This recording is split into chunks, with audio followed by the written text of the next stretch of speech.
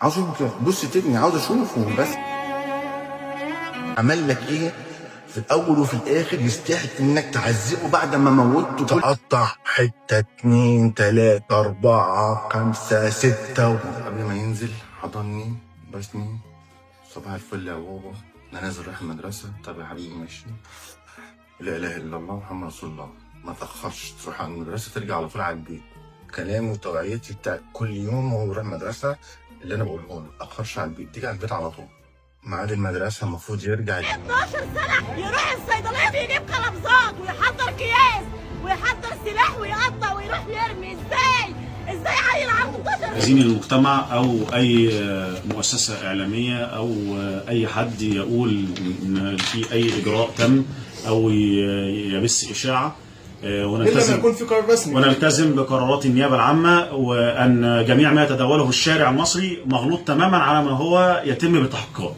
فاحنا يعني بنطلب ان يتم الالتزام بتحقيقات النيابه العامه ونلتزم بمشاعر اسره الطفل. فاي حد بيتجاوز ويقول ان تم في الطفل اي شيء مخالف للحقيقه ومخالف للواقعه التي تجرى بها التحقيقات، فاحنا بنطلب ان يتم الالتزام وننتظر. انا محمد ساب امه في سوق الجمعه وجري يجري عليا زي ما يكون بيودعني وقعد يبوس فيا يقول لي ازيك يا عم محمود. محمد البراءه، محمد الطيابه، محمد اللي بيصلي في جامع عباد الرحمن معايا، محمد اللي بيقول حاضر ونعم. يتعمل فيه كده يا ناس، يتقطع بالصاروخ. حرام ظالم باقصاكم. السلام عليكم. عن لسه جريمة سفاح الإسماعيلية اللي هو السفاح الصغير يوسف اللي قطع صاحبه محمد. في أحداث جدت عن الحلقة اللي احنا كنا قدمناها قبل كده.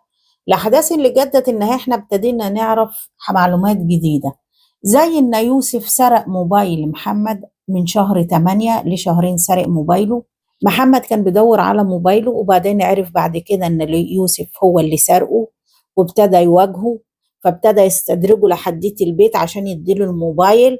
فحصل الجريمة اللي حصلت. يوسف كان مخطط للجريمة اما خد محمد معاه ألعاب على الموبايل ازاي يقطع صاحبه، لدرجة ان هو كان راسم على جسمه. يوسف نفسه كان راسم على جسمه ازاي هيتم التقطيع وتقسيمة الجسم عشان يعرف يقطع. يوسف كان محضر الأكياس اللي هيعبي فيها والجوانتي ومحضر المنشار ومجهز نفسه على أساس فضيحة الموبايل ما تبانش. برضو اللي احنا كنا سمعناه قبل كده كان بيقولوا عنده أخت اسمها رؤية 6 سنين هي اللي شايلة البيت. لا، رؤية مش عندها 6 سنين. الكلام ده هنسمعه من جارته. والولد انطوائي يعني ولا في حاجه ولا قمه. عايزه اقول لك ان هو اللي احنا شفناه ان هو مؤدب جدا اصلا ولا بص ولا ليه في يعني ولا ليه حضرتك في المشاكل ولا ليه صاحب في الشارع ولا. وثلاث ارباع الناس ما يعرفوش مين يوسف. كان هو ومراته وقعدوا فتره وبعد كده راح انفصلوا او خد بقى خد جوزة عمه. سابت العيال لان يوسف كان متعلق بامه قوي. يوسف كان بيتعلق بامه جدا جدا جدا جدا.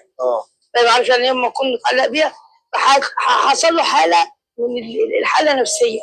الولد فضل ان هو يبعد عن المجتمع. فضل يبعد عن المجتمع. فضل ان هو بقى في البيت ان هو يتفرج على التليفون، حياته التليفون. لان انا سمعت ان هو حتى العيال هو الولد كان عنيف مع اخوه. بس اخوه كانوا بيخافوا منه. يعني كانوا بيخافوا منه. كلمته يخافوا يضربوا. اخته كان هو عنده كام اخوات الاول؟ هو اخت واحده في سته اسمها رؤيه واخوه عمر في ابتدائي. البنت رؤية أخت المتهم عندها 12 سنة، هي اللي شايلة مسؤولية البيت. الأم اتجوزت ودورت على راحتها ودورت على مزاجها وسابت العيال يطلعوا مجرمين يطلعوا سفاحين، مش قضيتها. المهم مزاج الست. ربنا بقى بياكلوا منين؟ هو البيت يشد سكت ليه؟ ايه اللي بتاكل وبتاكل وتشرب؟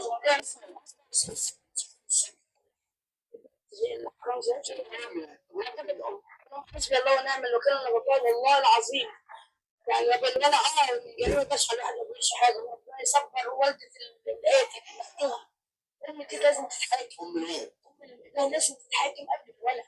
انت فين لما انت رميتي ابنك من صغره ولا يعرف صح ولا يعرف ولا الام طبعا صح. ده غلط ده صح، انت رايح فين انت جاي منين انت كلمنا مش الكلام ده، الولد بيتصرف بس عليهم ولا حتى يعني حتى الولد ما تسالش عليه ولا بيسال عليه، يعني العيال ممكن يروحوا لها يعني انت الرسالة دي لأي أم بتدور على مزاجها وبتدور على حبها وعقدها، هي بتطلع لنا عيال قنابل موقوتة، قنابل يموتوا في عيال الناس الأبرياء. يعني الأب والأم اللي ابنهم واحدهم ذنبهم إيه؟ عشان عيل طفل زي ولد زي ده يروح يخلص عليه، سرق موبايله من شهر 8، بيرسم ويخطط له ازاي يتخلص منه. طبعا حكايه ان ابوه شريكه او مش شريكه دي ما جاتش في النيابه، ده كلام ناس بتقوله، بس لحد دلوقتي النيابه ما اتهمتش ابوه بشكل رسمي. تاني، النيابه ما اتهمتش ابو يوسف المتهم او السفاح الصغير بشكل رسمي، هم خدوا اقواله بس. الكلام اللي بيتقال ده كلام الاهالي واجتهادات شخصيه. فاذا الامهات اللي بتسيب اولادها ما تطلقي، اقعدي بيهم ما يكبروا، خدوهم معاك وراعوهم، ما تخلفوهمش من اساسه. يعني الناس ذنبها ايه؟ ذنب الام والاب اللي ابنهم اتقتل ده ايه؟ الكارثه بقى في قانون الطفل بتاعنا. قانون الطفل، قانون العقوبات، الماده 101 و110. الماده 101 من قانون العقوبات بتقول لك الطفل الذي تجاوز عمره 12 سنة ولم يتجاوز 15 سنة لا يحكم عليه بالإعدام أو بالمؤبد أو المشد. يعني يوسف ده ولا هياخد إعدام ولا مؤبد ولا مشد، ده في المادة 101. جت المادة 111 قالت لك يوضع الطفل في دار رعاية لمدة لا تقل عن 3 سنوات ولا تزيد عن 10 سنوات عشان يقووه اجتماعيا ونفسيا. يعني تبع القانون بتاعنا اللي فرضاه علينا الأمم المتحدة عشان احنا أعضاء فيها، الأمم المتحدة اللي كتفت الناس، الأمم المتحدة اللي أنا بحس إن هي خدعة للناس عشان الدول العظمى تسيطر عليها. الولد ده هيروح يتحط في دار رعاية 10 سنين عشان يقوموا سلوكه ايه اللي هيقومه؟ ده واحد قتل وقطع وشفع ورمى، وقبل ده وده كان سارق موبايل واكيد سرق حاجات تانية. يقوموا سلوكه، ده هيروح يدرس الاجرام للعيال في الاصلاحيات دي. طبعا انا مش هقول القوانين تتعدل لان القوانين مش في ايد الدولة المصرية، عشان نبقى عارفين. الاهل محمد اللي ابنهم اتقتل وراح واتقطع وبقى مشوه، عادي دوك هيطلع عادي والدنيا دنيته هتمشي عادي. عدل مين ده؟ إذا كان ربنا قال ولكم في القصاص حياة يا أولي الألباب. فالقانون هو قانون مكتف الناس، مكتف القضاء، يعني القضاء هيعمل فيه إيه؟ ده أقصى عقوبة. فربنا يلطف ويصبر أهل محمد. المفروض اللي يجيبوها يحكموا عليها بالإعدام أم يوسف دي، لأن هي موتت كذا طفل، هي موتت مش ابنها بس، ده محمد بسبب عقد النفسية ومتجوزة عمه. ده حتى الست اللي عملت اللقاء ده بتقول لك ايه عن اخوه الصغير، نسمع كده. هم نسيهم في مامتهم. لا هم بص عايزه اقول لك العيال منطوئين. نعم حاضر. التعليم ما فيهاش حاضر. ايه قاعده بتبقى قاعده حاضر. منكسرين. هم منكسرين. الشارع يعني منكسرين. كسرت. الولد الصغير حتى عنده الواد الصغير منطوي على نفسه لدرجه ان عينيه عنده حول في عينيه، فعملوها عمليه فلا قال لك ده حاله نفسيه. يعني عيني هو دي حاله نفسيه، حتى الاستيعاب في الدراسه مش موجوده. يعني مثلا كان بيدرس او لدرجه ان الاستيعاب والولد عنده حول نفسي. الولد الصغير يعني في سفاح تاني جاي، في سفاح تاني جاي عشان الام ترتاح، عشان الام تدور على اللي يبسطها وعلى مزاجها. امهات ايه دي؟ الام اللي تتحاسب.